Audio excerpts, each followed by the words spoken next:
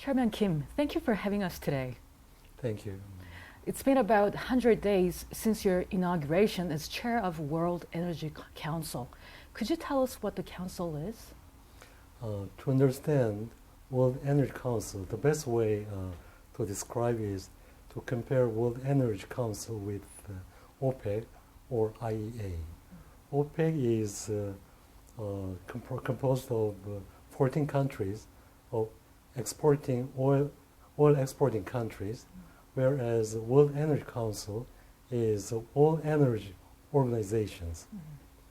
For example, IEA are by and large the same.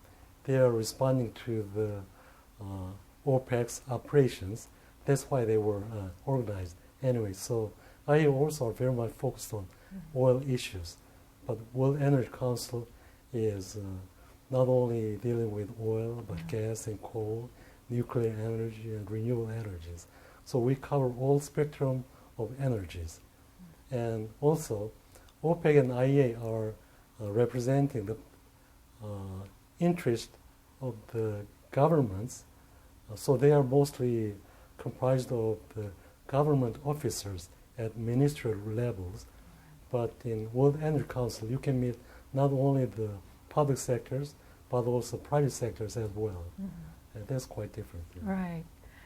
So you will serve as the chair of the World Energy Council for the next 3 years. Could you share with us some of your vision and goals for the council? Before I say about my goals, I have to say, wow, I see the transition in the energy industry. So far, we have the energy security as our first priority, and now we are making the environmental sustainability as our first. But since we don't have the full solution for energy security, and all of a sudden we now take these sustainability issues, and I think we are now facing some serious problems in that they have dilemma. We have dilemma now. That's why I think Mr. Trump are reverting to the energy independence issues. And so what I say is, what I think I have to do is to provide the kind of meeting place or contact point in which we can mobilize the best minds in technology sector and the deepest pockets from financial sectors to come up with a solution to solve this dilemma between energy security and energy environmental sustainability. I adopted this program as inventor, investor, encounter, two eyes encounter. My model is the encounter of Nikola Tesla and George Westinghouse. When they come together, they precipitate the second wave of industrial revolution, which we can call the electricity revolution. With the implementation of the Paris Climate Agreement, the global energy industry is facing a big turning point. How do you see the global energy map changing in the future? I'd say that the global energy industry will change from resource-based and capital-intensive industry into knowledge-based, technology-intensive industry. And that so far, to develop gas and oil fields, we need a lot of capitals, and you have to find out the huge resources, whether it's within your territory or in the bottom of the Arctic oceans. So this is very much resource-based and capital-intensive. But now we are talking about electrical car, energy storage things, and also renewables and microbial fuel cells, all the things. So now we are talking about very technology-intensive and knowledge-based industry. That I think it shows the whole aspects of the transition in a very short term. Right.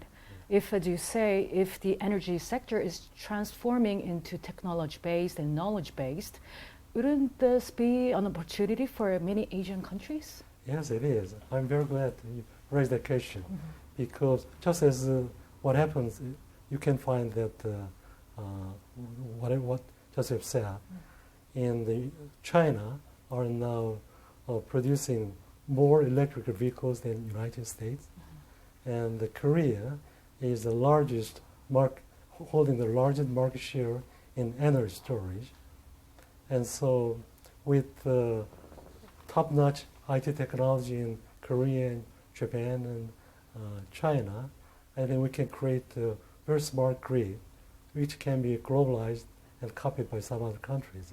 So I feel like Northeast Asia will live in the future in this grand transition. So in this dynamic period, what is the right way to deal with the energy crisis? I think the energy crisis has been understood as so far as energy security crisis. People have a nightmare of peak oil scenario. Right. Oil will be running out. But now the energy crisis is understood in terms of environment. So now we are talking about climate change. So energy security is not completely solved, but now the first priority is now going to the environment, sustainability. And to solve these problems, we see there is a dilemma there, in that to provide the energy security and the sustainability at the same time, we have to find out some solution to connect this different compromise and reconcile these two conflicting priorities. Right. And if not, we will inevitably face the third trilemma, third problem, which I would say the energy equity. For example, developed countries can afford to achieve both energy security and sustainability at the same time, but developing countries are different. They even did not solve the energy security problem, but now they are asked or forced to come up with a solution with the sustainability. They cannot do that. And so we have to find some way to overcome this dilemma, also the trilemma, which is global energy inequity problem. I understand that you frequently talk about a food, energy, water nexus. Could you please elaborate on that? Yeah, energy and food and water shares a very similar traits in front of these climate change issues. They have these security problems and sustainability problems, equity problems as well. And also, they are interconnected.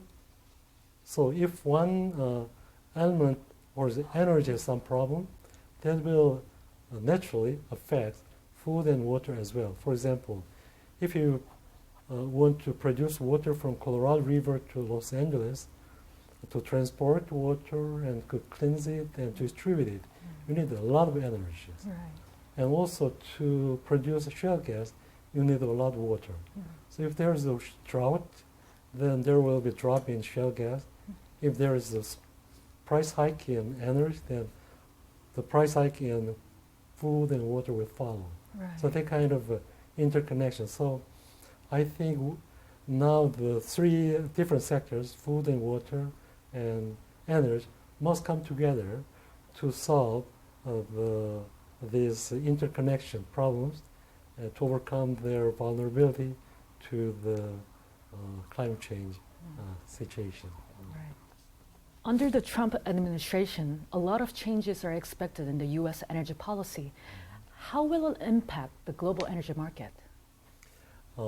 Many people are worried about the Trump government, but there are some positive, I think, outcome which I see in his policy regarding energies. In that, in this grand transition, many are worried about lack of infrastructure investment because of this prospect that renewable energies will replace the fossil fuels. So people are staying away from infrastructure investment in this traditional fossil fuel sector. But if there are some political turmoil like terrorism in Nigeria or war between Iran and Saudi Arabia, the price of oil will spike immediately. So we need some cushion to mitigate this kind of global crisis. And Trump Mr. Trump announced that he will announce $1 trillion in infrastructure for traditional energy sector. This is very happy news to that in that they can provide the cushion for this global turmoil which can come, and so they can provide some soft landing for this grand transition. So you mentioned that energy market is going through grand transition. What does that mean? Grand transition meaning that so far our energy industry is characterized as very capital intensive. You need a lot of money to develop oil and gas. Also, this is very resource-based economy. If you don't have resources under your disposal, you cannot do anything. Korea, even though we have money, since we don't have resources, we cannot do much. But now the energy industry becomes very technology intensive. Even though we don't have any other energy resources, Korea has become one of 5 major player in nuclear energies. And we are the largest holder of market share in energy storage. Or we export a lot of the solar energy panel. So this is a total change, total new picture. Right. Yeah. For the first time in 15 years, OPEC and 11 non-OPEC countries have agreed to cut oil production. What is the significance of this agreement? This is a very interesting situation. When I was in Istanbul during the World Energy Congress, I talked with Mr. Al-Fali about these issues, and I was asking him how he was thinking about peak demand, meaning that the demand of oil will peak soon. He agreed. And then a couple of weeks later, OPEC announced officially that the demand of oil peak will come in just a decade. Right. And so when they were talking about OPEC production cut, I thought it might not be contradictory for their official position, because if the peak demand is coming, the best you can do is to sell your resources at whatever price, because you now have huge resources which cannot be sold before this demand peak is coming. For example, Saudi Arabia has 70 years of resources at current level of production and sales, and then they agreed to cut the production. It's contradictory to their forecast of the demand peak. So I would say that the reason why they agreed to cut the production is because, first, without the cut of production, they cannot prevent further fall in oil prices. Some people will suspect that if they don't cut, they can go down below even $26, which has been our experience during past years. The lowest one reached $26. And so they cannot afford to go back to $26. And also Saudi Arabia has Vision 2030, in which they want to transform their resource economies to the more environment-friendly economies. So they need a lot of financial resources, as well as other OPEC countries too. So I think they want to, they cannot afford to face another fiscal crisis because of the drop in oil prices. Right. That's why they come up with this production cut and boost of the oil prices. This is my extra question, actually. In this time of grand transition, what is the biggest challenge Korea is facing? I would say what is biggest opportunities, because now we have never been the big figure in the energy industry. Now we can become, because of our capacity in nuclear energy. We have our technologies in energy storage systems. And so I'm very happy as a Korean to see this grand transition. So I think we should take full advantage of this grand transition to become a future superpower in energy. Right. Chairman Kim, thank you so much for your time today. It was a great pleasure talking with you. Thank you.